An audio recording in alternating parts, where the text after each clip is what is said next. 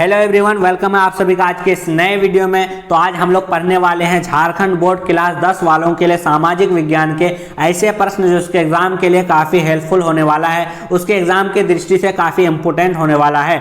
ठीक है, तो वीडियो में शुरू से अंत तक बने रहिएगा। बिना किसी देरी किए हुए शुरू करते हैं प्रश्न संख्या 1 से, जिसमें दिया हुआ जब फ्रांस छींकता है तो बाकी यूरोप को सर्दी जुकाम हो जाती है। किसने कहा था? जिसका आंसर हो जाएगा ए यानी मैटरनिख ने। ठीक है, मैटरनिख ने कहा था कि जब फ्रांस छींकता है तो यूरोप को जो है सर्दी जुकाम हो जाता है। ठीक है, चलिए अगले प्रश्न की ओर चलते हैं, जिसमें दिया हुआ है 1804 की नागरिक संहिता को आमतौर पर जाना जाता है। यानी 1804 की जो नागरिक संहिता था उसको आमतौर पर किस नाम से जाना जाता है? जिसे जाना जाता है नेपोलियन संहिता, यानी बी सही होगा। ठीक है, अगले प्रश्न की ओर चलते हैं, जिसमें दिया हुआ है बाबा रामचंद्र कौन थे? बाबा रामचंद्र कौन थे? जिसका आंसर हो जाएगा बी यानी एक गिरमिटिया मजदूर थे।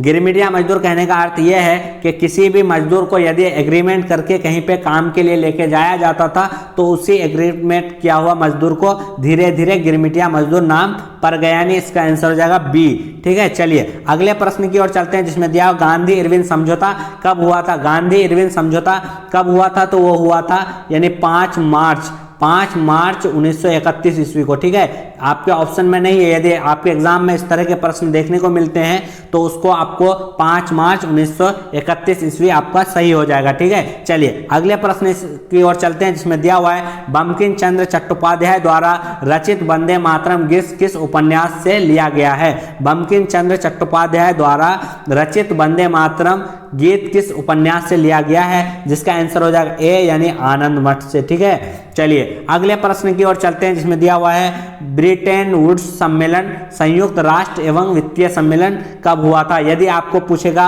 कि संयुक्त राष्ट्र मौद्रिक एवं वित्तीय सम्मेलन कब हुआ था या ब्रिटेन वुड्स सम्मेलन कब हुआ था, तो जिसका आंसर हो जाएगा आपका बी यानी जो है 1944 ईस्वी। ठीक है, चलिए अगले प्रश्न की ओर चलते हैं, जिसमें दिया हुआ है किस उद्योग में स्पिनिंग जेसी मशीन का इस्तेमाल शुरू हुआ था? किस उद्योग में जो है स्पिनिंग जेसी मशीन का इस्तेमाल हुआ था? जिसका आंसर हो जाएगा ए यानी सूती उद्योग, सूती कपड़ा उद्योग। ठीक है, चलिए अगला किस समाचार पत्र ने वर्नाक्युलर प्रेस एक्ट से बचने के लिए रातों रात अपनी भाषा बदल ली थी? तो उसका आंसर हो जाएगा आपका सी यानी जो है अमृत बाजार पत्रिका। ठीक है, अमृत बाजार पत्रिका जो अपनी रातों रात भाषा बदल ली थी। ठीक है, चलिए अगले प्रश्न की ओर चलते हैं, जिसमें दिया हुआ है होशे मेला का आयोजन कहाँ होता है? होशे मेला जो है उसका आयोजन कहाँ होता है? जिसका आंसर हो जाएगा आपका सी यानी त्रिनाद। ठीक है, त्रिनादाद। ठीक है, त्रिनिदाद में होता है। ठीक है, चलिए अगले प्रश्न की ओर चलते हैं, जिसमें दिया हुआ है भारत में कैनाल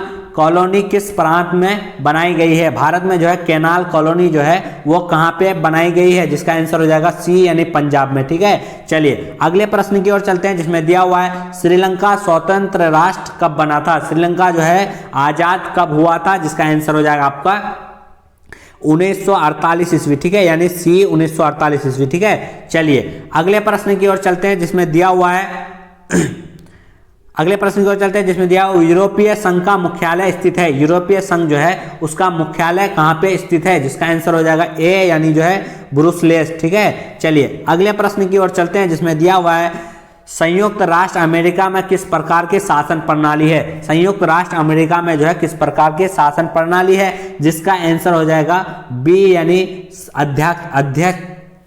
ठीक है, संयुक्त राष्ट्र अमेरिका में किस प्रकार की शासन प्रणाली है? जिसका आंसर हो जाएगा बी यानी अध्यक्षतात्मक। ठीक है, चलिए अगले प्रश्न की ओर चलते हैं, जिसमें दिया हुआ पंचायती राज को शक्तिशाली और प्रभावी बनाने के लिए संविधान में 73वां संशोधन कब किया गया? यानी 73वां संशोधन जो है वो कब किया गया? जिसका आंसर हो जाएगा सी यानी 1992 ईस्वी। ठीक है, चलिए अगले प्रश्न की ओर चलते हैं, जिसमें दिया हुआ है सामाजिक भेदभाव किस कारण उत्पन्न होता है? सामाजिक भेदभाव जो है वो किस कारण उत्पन्न होता है? जिसका आंसर हो जाएगा डी यानी उपर्युक्त सभी। सामाजिक भेदभाव जो है जाति की वजह से भी होता है, धर्म की वजह से, भाषा की वजह से। ठीक है, जिसका आंसर हो जाएगा डी। चलिए अगले प्रश्न की ओर चलते हैं, जिसमें दिया हुआ है आपका राजनीतिक दलों के विषय में निम्नलिखित में से कौन सा कथन सही नहीं है? राजनीतिक दलों के लिए जो है कौन सा कथन सत्य नहीं है? तो उसका आंसर हो जाएगा डी यानी राजनीतिक दल केवल अपने सदस्यों के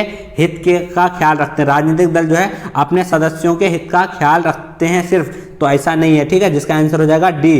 बाकी सारे जो है राजनीतिक दल जो है चुनाव में भाग लेते हैं, वो भी सही है। राजनीतिक दल जो है जनमत निर्माण का महत्वपूर्ण भूमिका निभाते हैं, वो भी सही है। सिर्फ जो है कथन जो है आपका सही नहीं है, वो हो जाएगा डी, ठीक है। चलिए अगले प्रश्न की ओर चलते हैं, जिसमें दिया हुआ है फेडिकोर का संबंध है। फेडिकोर का जो है संबंध है वो हो जाएगा सी, यानी पानी के निजीकरण के विरुद्ध एक आंदोलन हुआ था जिसे फेडिकोर कहा गया था, ठीक है। चलिए अगले प्रश्न की ओर चलते हैं, जिसमें दिया हुआ है स्माइल इज ब्यूटीफुल किसकी रचना है। स्माइल इज जो है ब्यूटीफुल किसकी रचना है, जिसका आंसर हो जाएगा E.F. सुमेकर नाम से एक व्यक्ति थे जिसने लिखा था, तो वो ऑप्शन सी होना चाहिए, लेकिन सुमशेर कर दिया है। यदि E.F. सुमेकर होगा उसको आपको टिक करना है, ठीक है। चलिए अगले प्रश्न की ओर चलते हैं, जिसमें दिया प्रोजेक्ट टाइगर कब आरंभ की गई।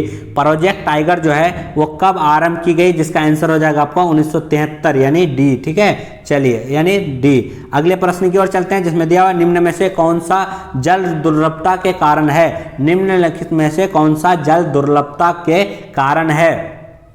तो आसमान वर्षा वितरण, या तीव्र औद्योगिकरण, या अधिक जनसंख्या, या उपर्युक्त सभी, जिसका आंसर हो जाएगा उपर्युक्त सभी। यानी आसमान से वर्षा वितरण और जो है तीव्र औद्योगिक कारण भी होता है, अधिक जनसंख्या के कारण भी जो है जल दुर्लभता होता है, जिसका आंसर हो जाएगा डी, यानी इनमें से सभी, ठीक है। चलिए अगले प्रश्न की ओर चलते हैं, जिसमें दिया हुआ है निम्न में से कौन सी एक पेय फसल है। निम्न में से कौन सी एक पेय फसल है, यानी पीने वाली फसल है। तो बिल्कुल आसान है, जिसका आंसर हो जाएगा आपका सी, यानी चाय पेय फसल है, ठीक है। चलिए अगले प्रश्न की ओर चलते हैं, जिसमें दिया सबसे कठोरतम पदार्थ कौन सा है। सबसे कठोरतम पदार्थ जो है वो कौन सा है, तो आपका ऑप्शन है तांबा, लोहा, हीरा या सोडियम। तो आप लोगों को पता होगा कि हीरा जो है सबसे कठोर पदार्थ होता है, ठीक है।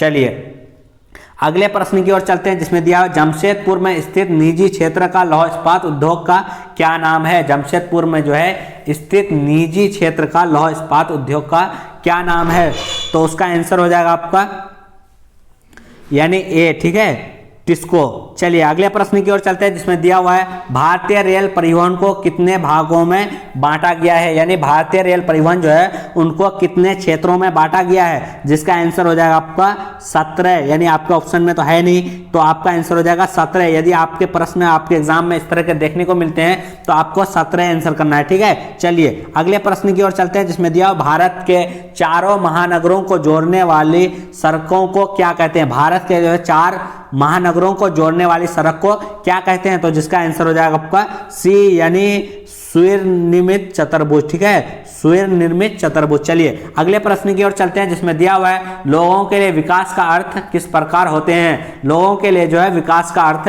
किस प्रकार होते हैं, जिसका आंसर हो जाएगा आपका बी, यानी जो है भिन्न होते हैं, ठीक है। चलिए अगले प्रश्न की ओर चलते हैं, जिसमें दिया हुआ है किसी देश की कुल आय को उसकी कुल जनसंख्या से भाग देने पर हमें क्या प्राप्त होता है। तो हमें प्राप्त होता है प्रति व्यक्ति आय भी प्राप्त होता है और औसत आय भी प्राप्त होता है, जिसका आंसर हो जाएगा सी, यानी ए और बी दोनों आंसर होगा, ठीक है। चलिए अगले प्रश्न की ओर चलते हैं, जिसमें दिया हुआ है कृषि डायरी खेती निम्नलिखित में से किस क्षेत्र से संबंधित है, जिसका आंसर हो जाएगा ए, यानी प्राथमिक क्षेत्र, ठीक है। चलिए अगले प्रश्न की ओर चलते हैं, जिसमें दिया हुआ है तृतीय क्षेत्र को डैश क्षेत्र के नाम से भी जाना जाता है। तृतीय क्षेत्र को जो है डैश क्षेत्र से भी नाम से भी जाना जाता है, जिसका आंसर हो जाएगा बी, यानी जो है द्वितीय, ठीक है। चलिए अगले प्रश्न की ओर चलते हैं, जिसमें दिया हुआ है तृतीय क्षेत्र को डैश क्षेत्र के नाम से भी जाना जाता है, जिसका भी आंसर हो जाएगा बी, यानी सेवा, ठीक है। चलिए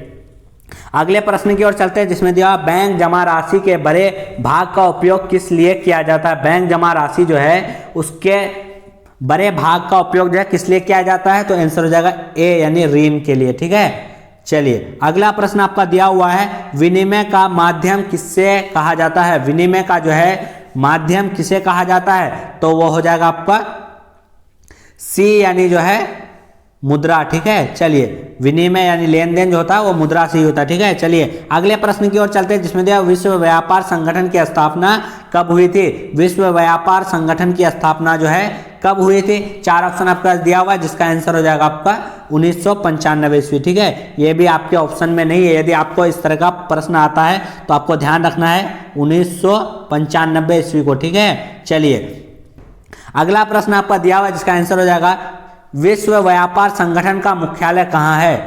अगला प्रश्न आपका दिया हुआ है जिसका आंसर हो जाएगा विश्व व्यापार संगठन का मुख्यालय कहाँ है? तो विश्व व्यापार संगठन का मुख्यालय है आपका सी यानी जेनेवा, ठीक है, सी यानी जेनेवा सही आंसर हो जाएगा, ठीक है। चलिए अगले प्रश्न की ओर चलते हैं जिसमें दिया उपभोक्ता आंदोलन का उदय कब हुआ था? उपभोक्ता आंदोलन जो था उसका उदय कब हुआ था, यानी ए हो जाएगा 1960, ठीक है, 1960 ईस्वी को। चलिए अगले प्रश्न की ओर चलते हैं जिसमें दिया उपभोक्ता संरक्षण अधिनियम यानी कोपरा कब पारित हुआ? उपभोक्ता संरक्षण अधिनियम कब पारित हुआ था? जिसका आंसर हो जाएगा आपका बी यानी जो है 24 दिसंबर 1986 ईस्वी को, ठीक है। चलिए अगले प्रश्न की ओर चलते हैं जिसमें दिया भारत में महिलाओं के लिए किसमें सीटें आरक्षित की गई? भारत में जो है महिलाओं के लिए किसमें सीटें आरक्षित की गई है? जिसका आंसर हो जाएगा आपका डी यानी पंचायती राज, ठीक है। चलिए अगले प्रश्न की ओर चलते हैं जिसमें दिया वह व्यक्ति जो पुरुष और महिलाओं के लिए समान अधिकार और अवसर में विश्वास करता है